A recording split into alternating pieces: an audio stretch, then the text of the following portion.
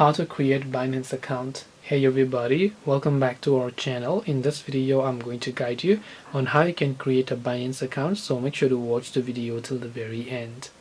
Now you can use the Binance app to create an account, or you can also choose to open your browser and go to binance.com.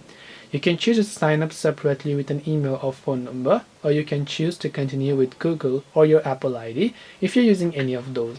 So you can tap on the sign up button here. Then just make sure to simply enter the entity name depending on what is it you have.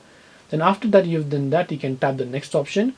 Follow the other instructions to sign up for a new Binance account. So make sure that you have access to the email address, and that make sure that you also have access to the phone number. And once you've done that, you'll be able to go ahead and then basically create your Binance account.